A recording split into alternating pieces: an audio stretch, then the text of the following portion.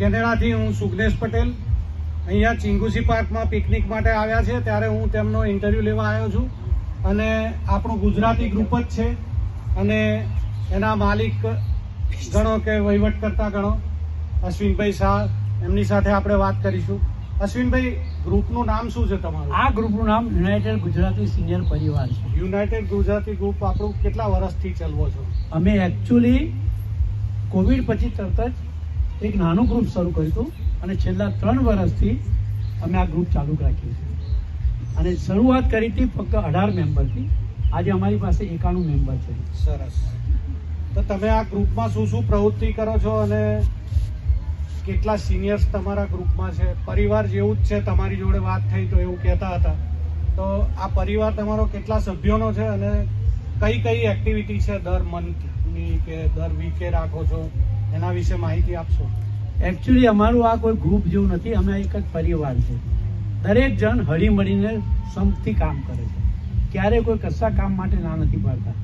અમે આ ગ્રુપની પહેલી શરૂઆત જ્યારે કરી ફક્ત પુષ્ટિ ભજનથી શરૂ કરી હતી અને એમાં ત્યાર પછી ધીરે ધીરે મેમ્બર્સ વધતા ગયા અને પછી વિચાર આવ્યો કે ચાલો આપણે બહાર બી ચાલુ કરીએ.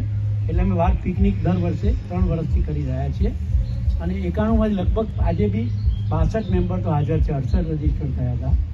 અને આ એક્ટિવિટીમાં અમે ભજન, કીર્તન, એ સિવાય પાર્કમાં આવી સવારે ચા નાસ્તો, પહેલાં ઓબ્વિયસ છે કે પહેલાં પ્રાર્થના કરીને ચા નાસ્તો કરીએ, ત્યાર પછી રમતગમત, ગીત, સંગીત, ડાન્સ વગેરે કરીએ. ધાર્મિક ઉત્સવ હોય તો ધાર્મિક ઉત્સવ પણ સારી રીતે ઉજવીએ છીએ અમે બધા.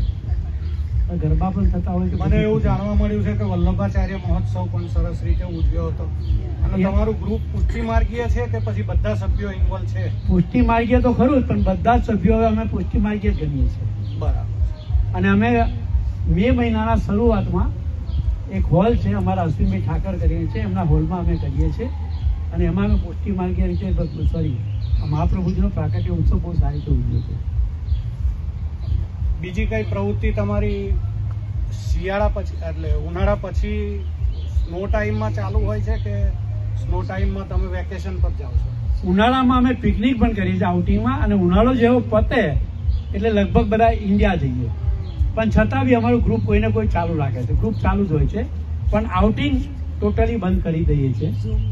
અને અમે ઝૂમ પર પુષ્ટિ ભજન, પુષ્ટિ કીર્તન રેગ્યુલર સોમથી શુક્ર 2:45 થી સવાર બપોરના 4 સુધી ચાલુ રાખીએ છીએ.